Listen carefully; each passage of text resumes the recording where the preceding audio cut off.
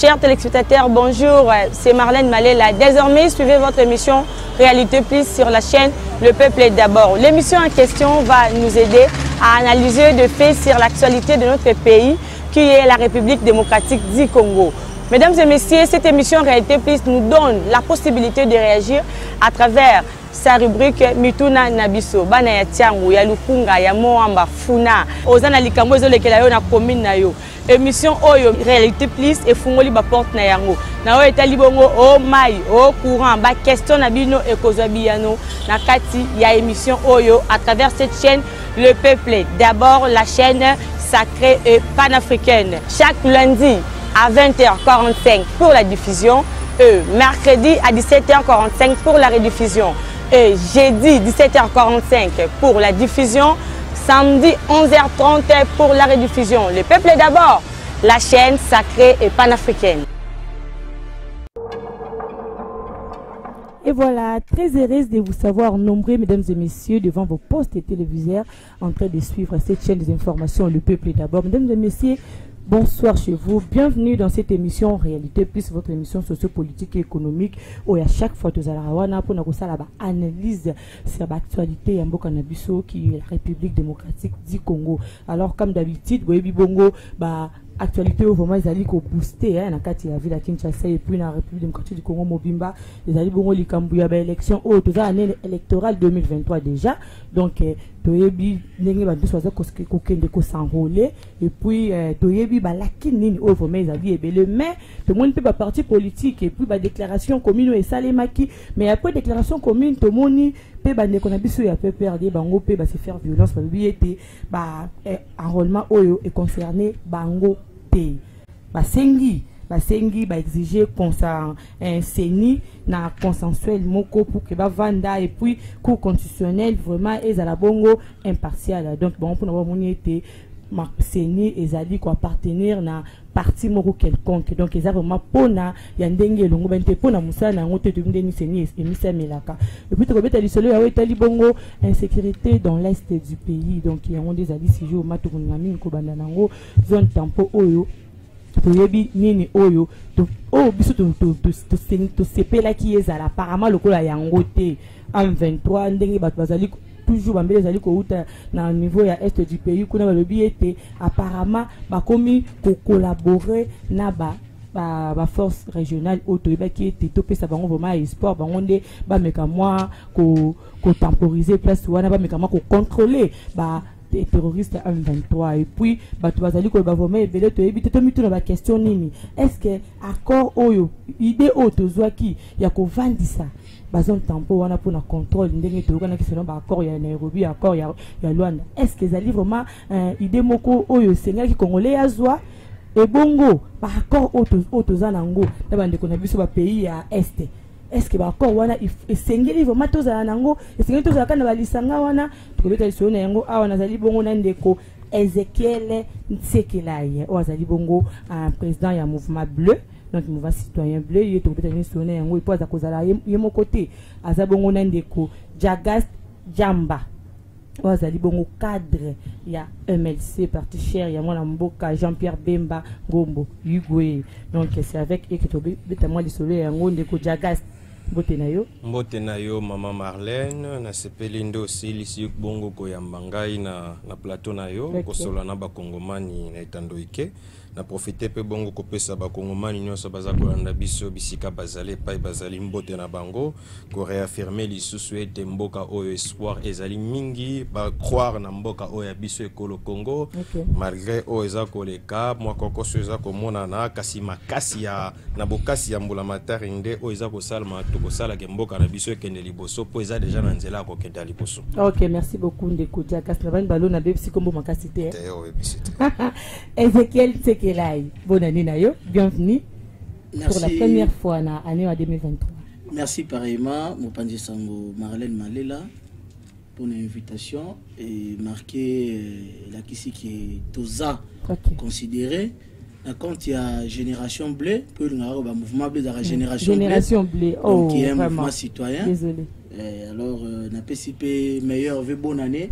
Na bakongomani nyonso de partout bazolanda et plus particulièrement na compatir na bakongomani ya est oyo tilelo toza ko bunda au travers ba émission tozo koleka pour na komeka un peu ko assister bien ko porter voix ko lobela bango donc kozala ba lobeli na bango et pas autorité mboka pour que ba solution moko rapide et zoma une fois de plus na PCP ko débattre na ngambote et j'espère bien que tu l'exémission malamu et monsieur koleka malamu munde ko jagas na mona deboba ke te kongomani il faut vivre gouvernance o lobeli mo wana mais dikambo oyo pesame message oyo pesame la ki na hôtel de ville to mona ki mona mboka Gentini Ngobila et puis na ndeko na ye Jekoko Mulumba o azo landaye par rapport ya ko démolir ya ko buka donc pona bango ba sengete ba tia propriété na ville ya Kinshasa et surtout na boulevard du 30 juin ba longola mo ba ipave ba buka mo ba biloko musu mais to mo population zali kolela e bien te biloko bazo ko buka na ba marché pirate wana bazali kolongola ko buka na banzela ba terrasse wana est-ce que ba luki bazoli biso ba compromis nini to ko vivre le lenge nini Maman Marlène na ko bandana no kolobelo ko moko ya moto ezake omoni na makambo balobaka ndenge balobaka na lopoto pour des mots qui sont très profonds il faut des décisions qui sont drastiques elingi koloba nini pona makambo oyo ezali na mbeba tina kati ya veine il faut ba décision oyo ezali pena ba décision ya kafu Touti komona karatea wangai na bino na ngumba Kinshasa lolenge kani bandeko na biso bakufa ki pambate mbula soki kaka ebeti mbula soki noki bandeko baza ko bungisa famille bandeko baza ko bunga tozali ko ya ol babenga na lopoto na désolation na kati ya mboka mobimba kasi pona yango no mona ki bato ebele baza ko tuter na banzela ya basinga ya mondele ya réseaux sociaux bazali ko fustiger gestion ya ngumba Kinshasa bazali ko kanisa ko loba ya bango bazala ki nango makanisi kasi tangu longa za komona réaction quand même ezwami omoni mokonzi ya ngumba Kinshasa kolandisa mana o ya landie Jekoko Mulumba bazuli kanisi ya kokota na moko ya ba piste de solution pona kosilisa ba mo oyo to utaki kokutana nango na sima mbole uti koleka pambate na pesa ki mam na uti na ba émission e uti koleka na pesa ki mabakanisi pona ko ndenge nini tokoki ko éviter lisusu ba calamité oyo komelaki biso entre autres il fallait ko démolir o une sali ba construction anarchique tango bazali kozwa ko landisa na communiquer ya mokonzi ya Kinshasa na monaki ya mo ezali tronçon ya aéroport ya Njiliti koko mabongo na kati ya première rue ezali te ke bazali koluka kopesa bandeko pasi mingi mais ezali ne na kati lutte contre la pauvreté balobaka donc ezali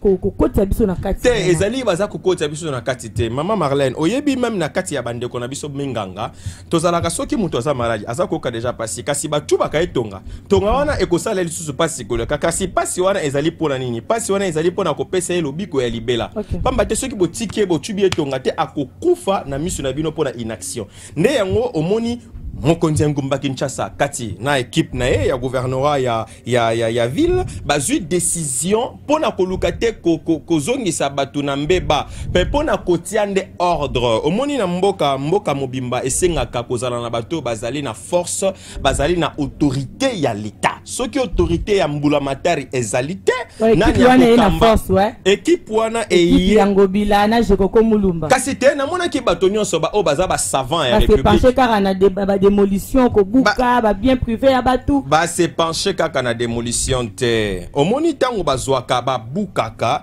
na yebi ete ba bukaka na kati kando ba na kati ya bulu yekete ya sentiment te moto azali na kati ya ba norme urbanistique moto azali na kati ya ba norme ya aménagement de la ville bakotala bako étudier kana yepe bakotala na niveau nini bakosala o to benaka na lopoto ko indemniser au préalable kasi moto azali na kati ya mbeba to continuer ka kotika na kati ya mbeba pamba te il faut kotala ndenge nini tokoluka to sauver soki muto aza ko boma mboka biso to za la bongo na inaction mokonzi ya ngumba Kinshasa za la bongo na inaction ya wanga naza ko saluer décision wana mais tout en saluant na sengi na yangonde et ça l'a bien encadré parce que na ibi na mboka ya biso Congo moi ezala ka soki quand même mokonzi a pesi décision ba dérapage moi moke ya ka kosala mamena ko senga nde na mokonzi ya Ngumba Kinshasa aye ba bongo ko encadrer action o ya malamu o nga naza ko saluer na kati ya Ngumba Kinshasa. OK, merci beaucoup Ezekiel Nsekela tomoni atongo ele nazoya ba buki ba lobi ete il faut propriété zonga na kati ya Ngumba Kinshasa depuis eloko ezosalema depuis moi na mboka chokomulu mazwaki ebonga na ye tomoni moi apparemment le roi na kanda nango bandakala mais population ezokolela kaka toujours. Merci beaucoup mon panier Sango Marlène Malela par rapport à opération coup de poing ndenge bango moko benge yango na communiqué officiel oyo gouverneur ya ville tangisaki na population nga personnellement pour une fois na meke un peu ko saluer décision ya gouverneur ya province ya Kinshasa. Ah bon? Na nyonso asa les araka mabe mais pour une première fois na monique à comprendre que non Kinshasa au-delà d'être une province est une ville capitale. Alors ndenge ko débatteur na nga lobi au moni nzela wana bandi transport na bandi de l'aéroport na première ba pa nyonso bakota na Congo bakitela kawana. Alors yo moko uti ko benga ngwa ce sont de marchés pirates. Donc même bateau ba oteka wana bango moko bayebi ke to teka d'une manière informelle.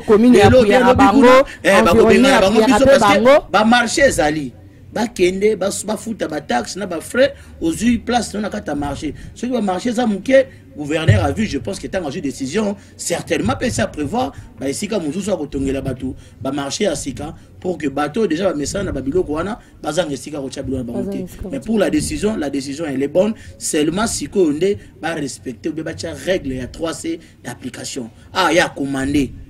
Il faut siko abana ko contrôler tant à contrôler place ba BBC à corriger bongo ke mama ce ka n'est pas le loyer mo sur terrain. Ceux qui lobby à la sous terrain après le bitan ba mona yemo ka zate ba marché pirate na et comme sous kozonga. Donc nous demandons vraiment au gouverneur alandi la likambo tina suka pote atanga mona lekaki wana vraiment na ebiso que ça fait beau à voir. Mais be pezotika la salité ba buki. Tete wana kana ba buki lelo. Tant ba ko longola ba tuyo ya kini bopeto ba ko ba longoli ba sali vraiment ça fait beau à voir et je sais la décision. Félicitations pour une première fois au gouverneur de la ville. Voilà, merci beaucoup. Je pense que débat au ekozala kito comme casse d'or analyse plutôt so nabi débat c'est trop dur parce que toye pour nous apporter quelque chose na tel bon école au Congo situation sécuritaire dans l'est du pays toye bien té la minute au zone tempo force régionale et assez on dit on a contrôle il y a ba IM23 na ndenge ba se retirer attaque société civile et le était photo kato kangami sur na bisoté parce que bango apparemment va se retirer comme communauté comme si bazali na moi cohabitation bazali na moi ba biloko moko ya CC na bayi forces armées bandeko bayi M23 est-ce que idée wana ya contrôle la zone tempo ezalaki bien ou bien ezalaki mabe? Merci beaucoup pour la question wana. Na okanisa ke na ba etandoike ko bana etandoike ya yo na baninga muso na lekaka eloko wana betela rango CT. Na lo barango notre pays est en train d'être balkanisé à petit feu. D'abord que ne ba kata mboka na moto muke biso koto to kufela ka bière biso koto to kufela ka distraction pendant que réalité sur terrain eza oté ba o l'acception na TV eza oté ba o lobela biso. Tokomona ndeko Christophe Lutundula koleka ono la diplomatie agissante tokomona ndeko ministre ya communication koleka pour nous dire makambu oyo ezate Opani Sango Marlène M23 Mamadou Ndala à l'époque ya Kabila babenganaka bango bakendaki libanda tangu bakendaki wana babandai kufanda wapi bakena bakor ya Angola ya Luanda basali arrangement na bango ba concession pour dire que M23 a ko se retirer mais du côté congolais. Donc M23 a obima na ba zone occupée mais a kovanda du côté congolais. Mais ba obligé ba FDLR ba zonga pena ba bunga ba za souté. Mais M23 wana tangu wilingo maleki na teva lobiono to kobima to kende wapi mais avant ba ya bazaki na Uganda. Na ba Bertrand Bisimwa place ba vanda rande ezakuna. Mais comment voulez-vous encore que Batango va se retirer mais ba vanda du côté congolais? Place auto monaki président de la République, il faut yemoko étant que papa ya batunyonso aye bisabiso réellement Qu'est-ce qui se passe? Qu'est-ce qui se passe? Ou bien, d'accord, il y a un M23 et Zalakande Nini. Il y a ça qui est M23, il y a ça qui est EAC. Oui. Parce qu'il y a EAC. D'accord, à Luanda, non? Il y a un président de la République, Yenda Yebi Batena, Nababoutissant. Il faut aïe bisabiso réellement. Qu'est-ce qu'il y a? Donc, et là, on est dans la Sewana, comprendre. Parce que la force de l'EAC est arrivée. Tant il y avait trop de contradictions. Pour traquer, après notre traquer, on va créer une zone tampon. Une zone tampon, maman, où est le poteau? Dans les gars, les autres, Bazuyo, Batio Kuna, Baïboloka, Bobunda, Ndeko Jambazo Nassima, Ndeko Ezekiel Kendekuna, force à EAC et Vandia. Au moins, en anglais, Balobi, la RDC risque de se retrouver dans Babaka, no man's land. Okay. Donc, aux asus sous la même misité. Na mabelo eza ya yomoko. Père comme on a ba autochtone ya wana ba ko banda ko benga na bango malembe. Parce que place oyo M23 abimi force ya EAC ezoko. Mais na kata force ya EAC na barwande bazali. Or, parmi les conditions oyo RDC pesaki, bien que la Rwanda est un membre, il y a EAC, la RDC n'avait pas voulu que le militaire ou bien les forces rwandaises puissent prendre part à la force. Mais curieusement et par surprise, bon, moi personnellement, si je prenais un tant que la déclaration officielle, nous avons vu des commandos, nous avons vu des généraux rwandais habillés en tenue. Il y a RDF, calmement. Alors je me pose la question à la délégation, oh, il y a FRDC et Kindaki Kuna. Nous sommes au monde, le loto benga ba Soudan. Le loto benga le loto komi au sud du Soudan et yeko sécuriser biso. Pendant que sud du Soudan et yango moko, ils doivent d'abord leur sécurité et pas ba Ougandais na ba Rwandais. Ce sont les Ougandais et le Rwandais qui sécurisent le sud du Soudan. Si ko bateau ba mi kokina nous tena mboka na bango, bango ne ba otinda biso côté ba contingent ba ya ba sunga biso. OK, merci beaucoup mon mboka Ezekiel. C'est qu'il a donc le Kojagast pour ndeko Ezekiel le biété pays ils ont déjà rekende balkanisé après il faut président de la République à le belabiso moi vérité moi muke sur accord wana. Bon, nayoki ndeko Ezekiel na moi limemia nyoso kasi nga na koloba boye na kopesa ba kongomanité na message moko ya kati ya désespoir. Okay. Na kopesa message wana te parce que biso tozali bato tozali na kati ya mbula matari et puis je dois communiquer des messages d'espoir natali sabato o nini tozali déjà quoi entreprendre. C'est vrai, on a soulevé des éléments quand même ébélés, d'autres au yemo quoi na maîtrise dans parce que na habité sur ko prouver en termes il y a documents, on a allégation na yemo quoi bimisi on a certaines allégations dans le binyo sauté. Kasinga na ko rappeler boy. Balobarango na kati ya lopoto kasi loboko moko sokola gelongité. Deux valent mieux que un. Ndenge balobara na lingala na lopoto. Sikawa likambo etali EAC. Ezali likambo ezali ya kati ya interne te. Mais ali communautaire et ali lokola forcément régional. Tangu tozo attaquer guerre oyo. Tala lolenge tozo attaquer les troupes rebelles nyos o bazana biso. Tozu yango na 3 axes. Axe liboso oya yebi. Axe liboso la gina ko décréter état de siège.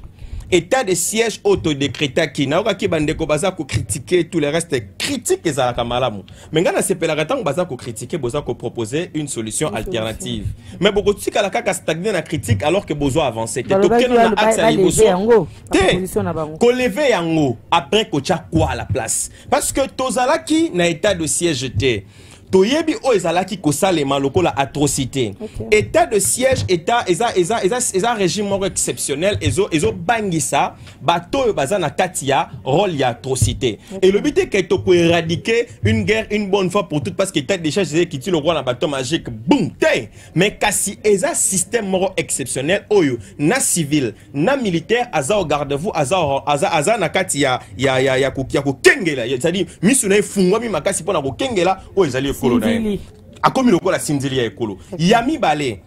Tozu axe, il y a axe état de siège, to tient Mopandi. Deuxième axe, bon, mon aki Mokonzamboka, a lancé qui appelle à la mobilisation populaire pour Nakosimba, Mandoki, Kobundisa, Monguna. Na ebite soki ndekwa zali susu, na bonne mémoire, et à se souvenir que, na bamboka loko la ba Chine wana, baza force na bango, ezali po ete population, mboka loko la Chine, mboka loko la Russie, ezali po ete population na nou yemoko, aye biete o ezali pona ekolo na ngai na kobundela yango tina makila. Chef de l'État a lancé message. Il y a recrutement, il y a ba jeunes o bazana posa kobundela ekolo. Au mona ki ba résultat pour dire que le pouvoir en place bazali na kati ya population. Okay. Bon moni combien il y a eu en termes de recrutement, en termes d'enrôlés, plus de 5000. Na moke. To lo wana axe wana o ya bisomo axe interne, to continue axe ya EAC. Moutaro bisanga ite que bazoli ngaba balkaniser mboka oyo parce que il a estimé qu'il faut ezala bongo. Mais il faut kotala nini nanu tozo sala. De comment on a zoka ko anticiper de comment poser une question moko lobi est-ce que ezaka important pour que tous ala toujours kana ba accord na ba pays ya est du pays qu'on a toujours quand on a accord na kati ba EAC wana ba Union Afrique. Est-ce que c'est toujours important? Soki ndeko na koloba te ngana koloba boye. Nakoloba c'est important, mais nakoloba te c'est nécessaire. Okay. Ça veut dire quoi? O est nécessaire, ça veut dire sans yango to vivre te. Mais o est important, ça veut dire eza un plus na o déjà to za nango. Na otu ko biso awa. Tangu ba o ya biso ba Kongomani, ba kotine ba s'enrôler en pleine masse na kati armée. Eza pona kosala makambo ya mayoto. Eza nde pona ko bengana monguna te. Boyebi yango awa régime passé. Pouvoir o euti koleka. Lolenge ba détruire ça qui armée na biso na domaine itali infiltration. Service ya renseignement, paix à son âme, Mokondio Boyebi Akoufaki na kati ya ba conditions mort mystérieuses. Alobaka yango dès le départ que service militaire na biso, toi suna service militaire à makasité parce que tous infiltré banana li s'appelle nzaka tina suki ya moto ya likolo. Kasi chef de l'état tangazo bengisa ba ndeko ya biso ba Kongomani ya solo tango ba s'enrôler. Eza pona ko sukisa ko kata lokola cycle infernal wana ya kozala infiltré na ba Rwandais na kati na biso na ba fonction de stratégique. Donc tous trois axes, tous état de siège, to mettre en place avec des résultats oyo bozo mona. Tous enrôlement, tout ça enrôlement makasi massif na katia ya ba unité militaire na biso, tout ça ba accord na EAC parce que ça force régionale. Il faut qu'on y ait dans domaine diplomatique pour entretenir ba bonne relation avec ses voisins. Ndekonanga une maman Marlène. Pour savoir que ça ne marche pas, il faut essayer. Okay. Ceux qui ont quitté.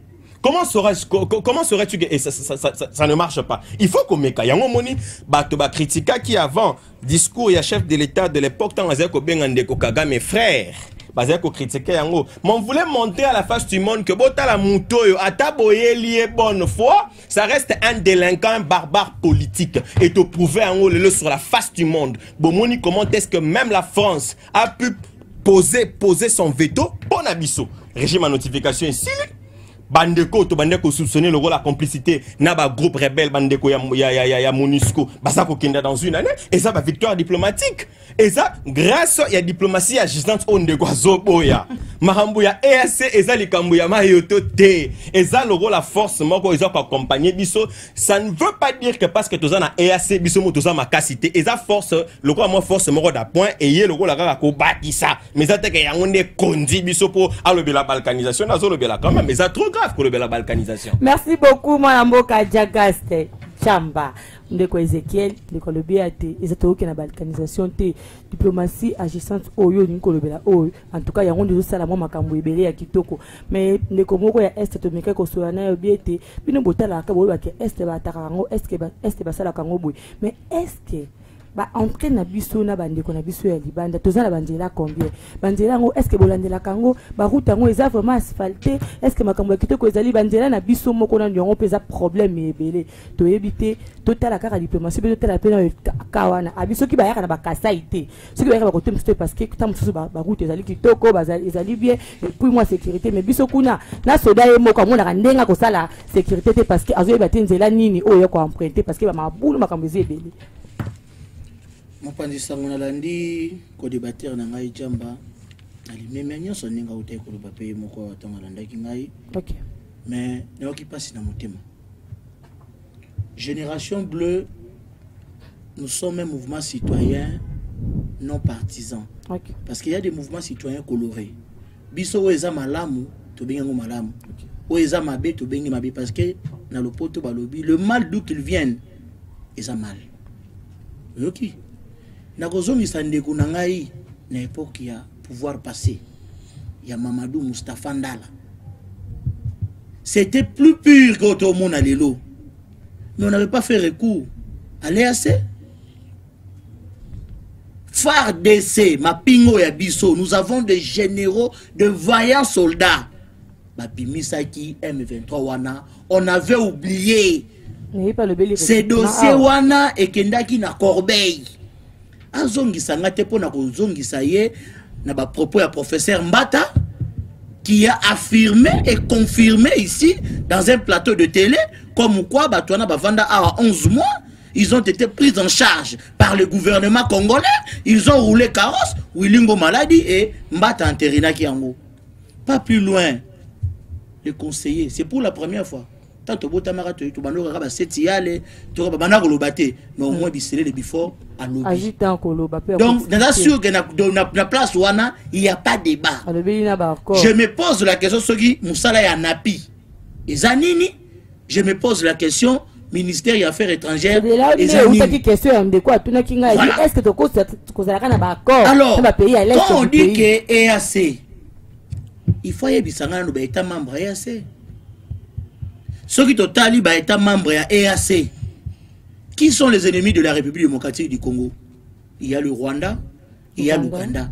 Vous avez vu l'Ouganda,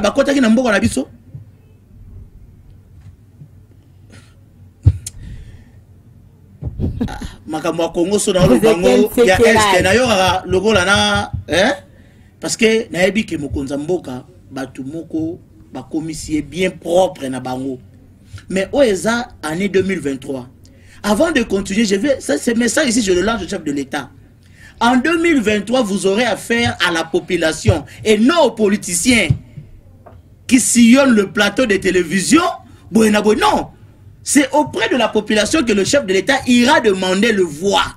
Mais ces politiciens qui sillonnent le plateau ici, Bazara Rawana, Papa Luka Poste, bourgmestre, assistant, conseiller spécial à chef de l'État et consort. Et tant que vous avez bien à Simana Bango, t'as pas parti politique, hein? Oui, bien, on profite, on a fait une parenthèse, on a fait une parenthèse,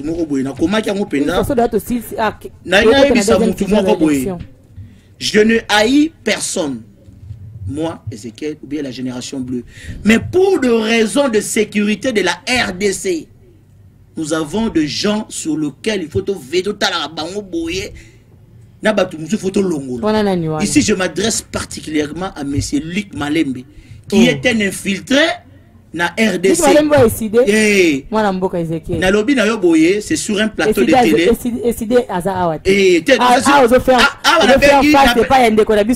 Na sali appel na ye, place Aza Yoka, parce que j'ai beaucoup entendu de lui. Alors c'est une parenthèse, je m'excuse na fungoli. Ayeba que la RDC, pas seulement elle ne sera pas balkanisée, mais les infiltrés, nous avons l'œil sur eux. Donc, tous ces mouvements ont suivi. Alors, je continue, le message est passé. Je continue pour dire à mon frère que la force de l'EAC n'a pas sa raison d'être. Si le président, c'est le fait d'avoir intégré notre pays, la RDC, la EAC. Parce que si pour parler économiquement, ça ne nous rapporte rien. Diplomatiquement, ça ne nous rapporte rien si ce n'est que Babitumbo, parce que ce qui est vrai sur le terrain, depuis qu'ils sont là, quel est le résultat escompté? Oh, déjà, Tozoui n'a pas, il y a force à EAC. Place au bango babimi, militaire babimi, mais Bertrand d'ici, moi, Azarawana babimite. On a sorti le bureau militaire, mais le bureau politique, et ça place wana. Mais je salue en passant une malignité à chef de l'État Yemoko, parce que dans mon domaine, on a géré Yemoko sans au code Sabatou. Et nous savons que on a géré sans au code Sabatou, il y a des psychos, les amis de l'autre côté là seront un peu surpris. Mais l'EAC pour nous n'est pas une bonne affaire, c'est une fausse affaire. Et j'appelle ici à nos voyants militaires d'être trop prudents et de ne pas se laisser faire. Dans ma politique, à Gémoukona, au M23. Pour Bango, il bomi Bango. Bango, il bomi congolais, Bengami Balio de Sarambwa. Mais ceux qui sont bomi Bango, ils brandissent les génocides. Oh non, mon ibiso, non, non. Quand ils tuent, il n'y a pas de problème. Mais quand nous tuons maintenant les leurs, et comme génocide. Mais mon ami m'a parlé de la France. Ce n'est pas un nom que j'aime attendre, moi, quand on parle de la France. Nous avons l'expérience du Mali, nous avons l'expérience du Burkina Faso. La RDC est un pays où il y a et surtout les forces armées. Moi, j'ai tellement confiance en nos militaires, mon Pandisango Marlène, aux Anaïdété. Les Agarake pour ordre de l'équipe Mingi. Mais ceux qui battent Delta Force wana ba shikata wana bon to pesi bino la titi bo décider même force ya santo ko beta ba ngoto bote boba matin ba ngina to kanyango etikale pa na biso koto. Merci beaucoup ndeko Ezekiel Sekela et moi mboka Jagaste je peux le dire et à ce wana ils ont inspiré sur confiance te ba forces armées wana il faut biso moko tozala ndenge Mamadou Ndala zalaka à l'époque azongisi na sima toujours clôturer ce jeu na maloba oh na zali kopesa yo pona yo moni ndenge nini il faut kopesa ngo kaka confiance to persister congolais faire des na biso kangi maboko zali kotala parce que to quoi qui déclaration au président oh ya la président ya Uganda oh le ba qui était ba forces armées na biso bazananu vraiment makasité il faut bango bazabaze ya nanu jusqu'à ce que forces armées na biso ko zwa ba place nango nde ekotika ekozonga na contrôle nango na lolenge elongo bani. Nandeko Ezekiel Ntekela Iboye. Ezate pona uti kolobela makambo ya ba axe auto zui na niveau ya pouvoir central, na niveau ya mbula matari koyeba ndenge nya ko silisa guerre oyo et le bien tenaza na compassion te pona bandeko baza okufa ndeko ngana naza kongomani ndenge bandeko wa de père et de mère. Ngana naza kutu de père et de mère te naza de koko et de koko penza donc ancêtre. Ça veut dire que nous sommes les Katalinza Kenyati Congolais et soit Kangai na niveau morosa na idete. Mais ngai naza partisan te ya ba discours ya désespoir. Na yebi yango solo bongo ete mboka na biso tozali menacé. Mboka na biso tozali convoité par le depuis ezali kambe bandi lote na lobaki yango na émission passée ke bandi depuis bane 90 bazoluka kabiso moi si ya kitoko ba convoita kaka pa na mibali nyonso surtout mibali o baza ba délinquant lokola ndenge ndeko wana ya Rwanda baza kotanga toza kotanga biso nyonso kasi nazolo ba boye tangu ya lobi ke EAC saison inspiré confiance te est-ce que ngai na lobi ke armée na biso ou bien méthode défensive na biso eza fixé focalisé kaka na EAC na uti ko pesa ba axe awa misato ya kanga mikara na EAC s'agissant de l'EAC na OK il faut que longola EAC ndenge ya lobby en contrepartie yé a proposé nini na place ya EAC parce que atangelinga ba état membre ya EAC azali na raison na boité atangelinga membre o bazali ba membre moko bazali douteux mais est-ce que ceux qui ont quitté, yoko yeba ceux qui ont simbate, ah otoza na kati ya évaluation. Ça stratégie ça ba diverses stratégies otozu o jusque là ezo produit même si azone dimela ya ngote atangelenga mambo ya Mamadou Ndala ngena songa ba Mamadou Ndala. Bandeko ndeko yebi mambo oyebi lisolo ya Mamadou Ndala oyebi ete même si obanga koloba on biso lobango. Mamadou Ndala ba bomaye oyeke ba bomaye oyebi bato ba bomaye. Kaka bato baza kotinda ye nde bango baza ko bomaye na uti koloba no loko important awa notre armée a été suffisamment et intégralement infiltrée.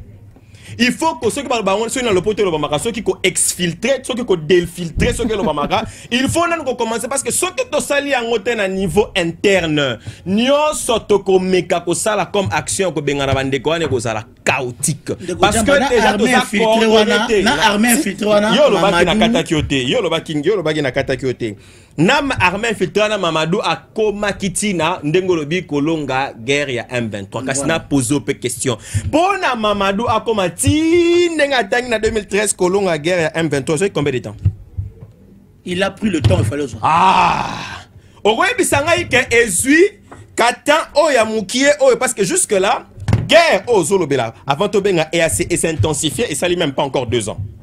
Mais oya Mamadou Delo Sangawana et qui combien de temps osa la réponse. Pourquoi vous ne voulez pas voir ce qu'on est en train de faire total à tito kokena on a résultat nini pour évaluer au lieu de commencer à dire que tout va mal bako balkanisme bako wana discours moko pour ma part ezali discours moko responsabilité biso tozali ba homme de résultat. Il faut qu'on paie ça espoir. Il faut qu'on le bat salema tout en continuant de donner les stratégies pour na koko kanga et si que simbate au lieu qu'on paie ça un message il y a désespoir. Merci beaucoup. Dire qu'on est en train de balkaniser à petit fait, ce n'est pas un message de désespoir, mais c'est un message de révolte pour inciter la population congolaise à la révolte pour te bouter l'ennemi. Merci beaucoup. Merci beaucoup. Merci beaucoup. Moi, Moukel Kambo tel bon élection, tout ça en 2023 année électorale, année mauvaise électorale, mais ma Kambo ils allaient coller kana baï politicien na biso apparemment comme ça la biso passe. Seigneur te bien te ban to banaki en 2016 gars. Seigneur les ali boy. Seigneur les ali boy.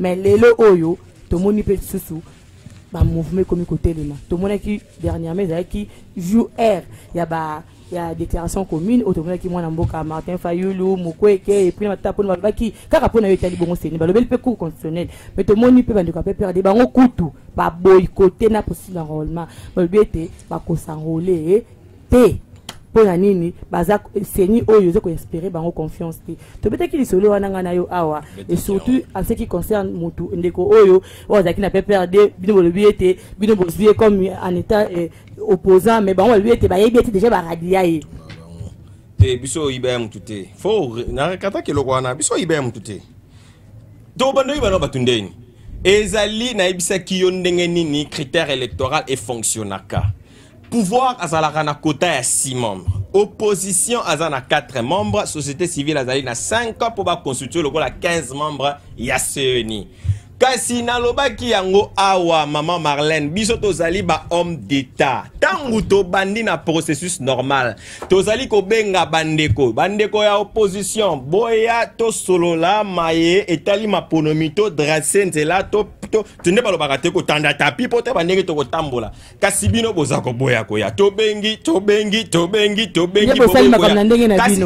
na sisi nante to bengi bino boboy ko ya kasi na kati ya bino moko kuna bozwi ndunguruke bondongwani kuna alekati na bino bosale nini bopanzani bokabwani oya ye azo représenter France ou pas azo représenter France na ko tuna onde ko Marlène parce que baza ko lobelo ko moko akena opposition ezala ki FCC ya solo wana na bosana ki na tunité na lobika na mituni yango wana opposition ezala ki na kombo FCCT eza ni parti politique ni regroupement politique en termes de liste électorale en termes de liste électorale pour le baquet tozali opposition sur le plan institutionnel ta la FCC zaki bongote tango bandongwani kuna bino kuna boke bondongwani wapi ya biso makambu oti ko lobelo ko moko asko important olobi ya ke bandeko ya PPRD ba boycotté te ba boycotté ngai na ko ba ko s'enrôler te la ngana ebisa yo maman Marlène c'est ni photo van na yebisa yo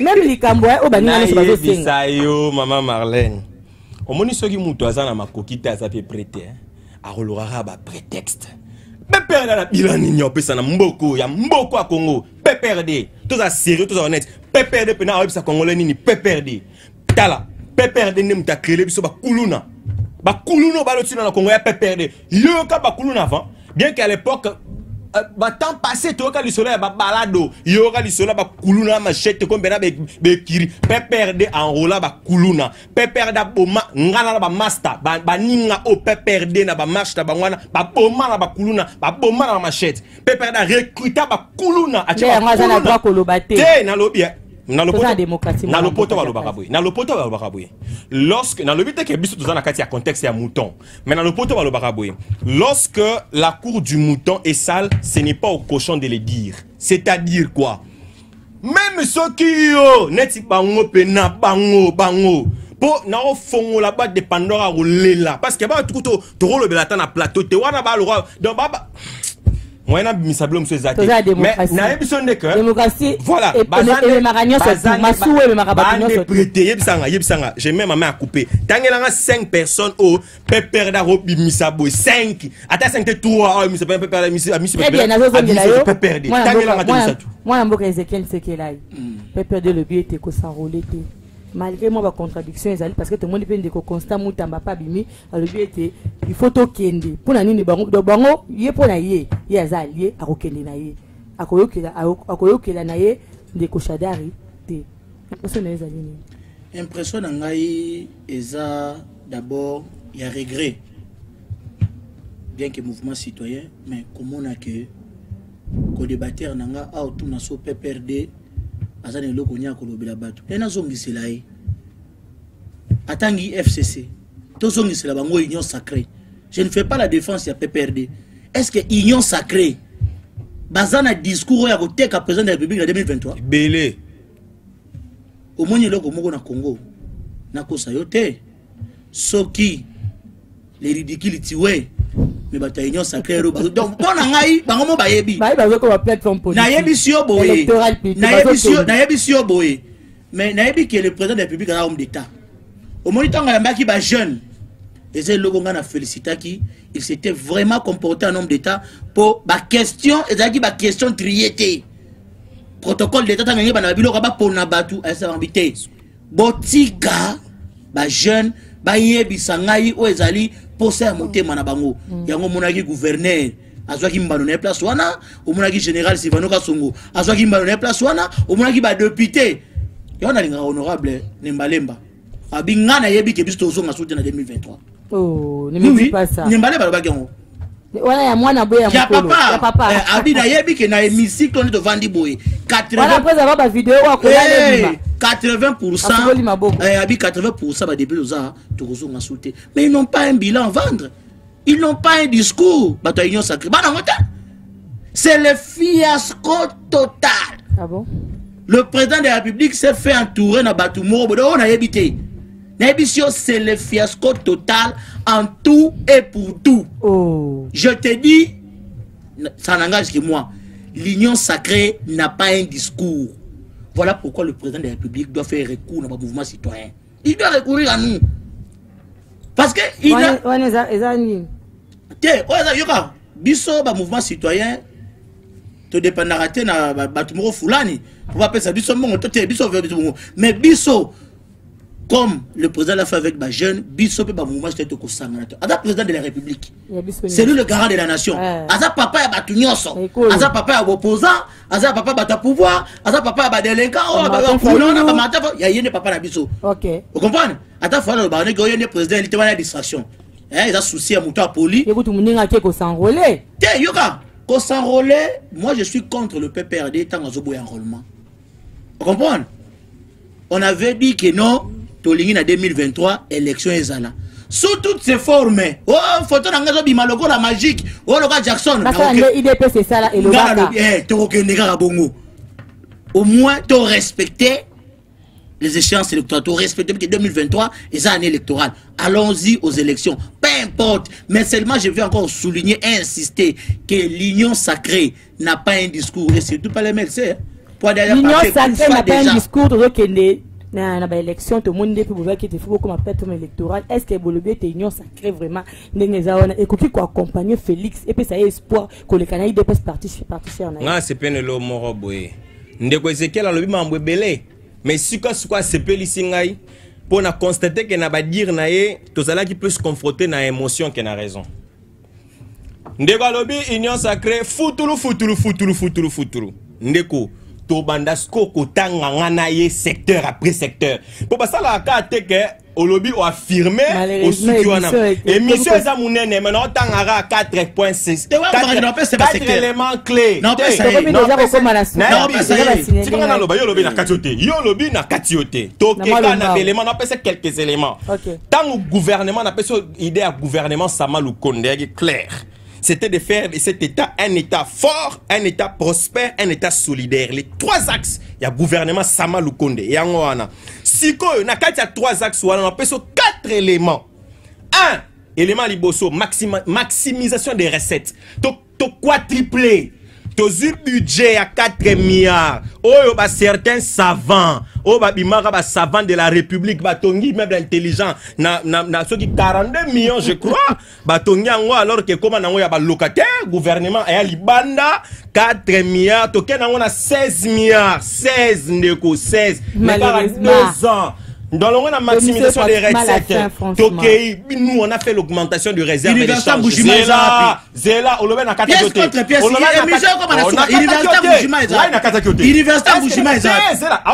dans maman, sécuriser un azul minanga.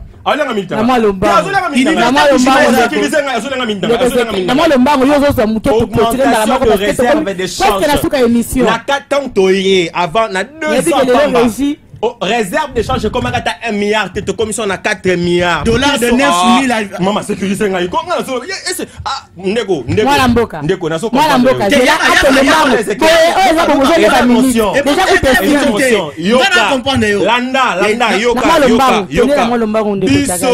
organiser l'élection à délai constitutionnel au monde le 20 décembre élection les chefs de l'État président Félix Antoine Tshisekedi au monde Zéla toqué na domaine sécuritaire d'ailleurs pour notre balayé en union échec total Ndeko toqué dans domaine de fonction publique, salaire, il y a fonctionnaire, augmentation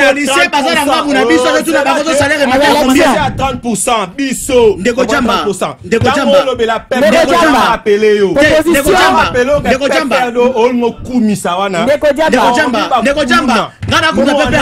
on a amené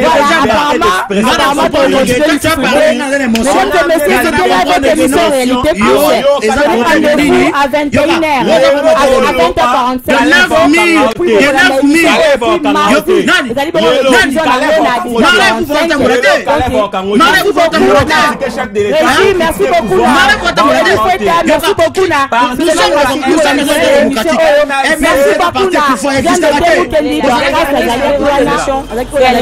Sur la chaîne Le Peuple est d'abord. L'émission en question va nous aider à analyser de faits sur l'actualité de notre pays qui est la République démocratique du Congo.